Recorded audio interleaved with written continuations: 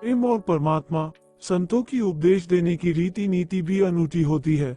कई संत अपने पास आने वाले से ही प्रश्न करते हैं और उसकी जिज्ञासा को जगाते हैं और सही सही मार्गदर्शन कर देते हैं।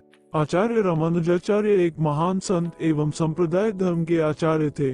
दूर दूर से लोग उनके दर्शन एवं मार्गदर्शन के लिए आते थे। सहज तथा सरल रीति से वे उपदेश देते थे।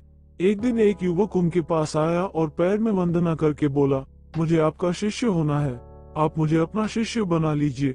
रामानुजाचार्य ने कहा, तुझे शिष्य क्यों बनना है? युवक ने कहा, मेरा शिष्य होने का हेतु तो परमात्मा से प्रेम करना है। संत रामानुजाचार्य ने तब कहा, इसका अर्थ है कि तुझे परमात्मा से प्रीति करनी है, परंतु मुझे एक बात बता दे कि क्या तुझे तेरे घर के किसी व्यक्ति से प्रेम है? युवक ने कहा, ना, किसी से भी मुझे प्रेम नहीं। तब फिर संतश्री ने पूछा, तुझे तेरे माता पिता या भाई बहन पर स्नेह आता है क्या? युवक ने नकारते हुए कहा, मुझे किसी पर भी तनिक मात्र भी स्नेह नहीं आता। पूरी दुनिया स्वार्थपरायण है, ये सब मिथ्या मायाजाल है, इसीलिए तो मैं आपकी शरण में आया हूँ। तब संत रामानुज ने कहा, बेटा, मेरा और तेरा कोई मेल नहीं, तुझे जो चाहिए वो मैं नहीं दे सकता। युवक ये सुन स्तब्ध हो गया।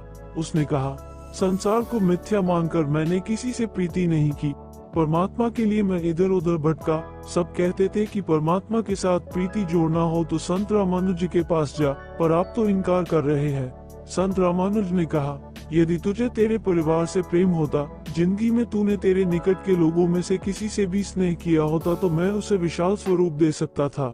थोड़ा भी प्रेम भाव होता तो मैं उसे ही विशाल बना के परमात्मा के चरणों तक पहुंचा सकता था। छोटे से बीज में से विशाल वट वृक्ष बनता है, परंतु बीज तो होना चाहिए। जो पत्थर जैसा कठोर एवं शुष्क हो, उसमें से प्रेम का झरना कैसे बहा सकता हूँ? यदि बीज ही नहीं तो वट वृक्ष कहाँ से बना सकता हूँ? तूने किसी से प्रेम किया ही नहीं तो तेरे भीतर परमात्मा के प्रति प्रेम की गंगा कैसे बहा सकता हूँ? कहानी का सार ये है कि जिसे अपने निकट के भाई बंधुओं से प्रेम भाव नहीं, उसे ईश्वर से प्रेम भाव नहीं हो सकता। हमें अपने आसपास के लोगों और कर्तव्यों से मुंह नहीं मोड़ सकते।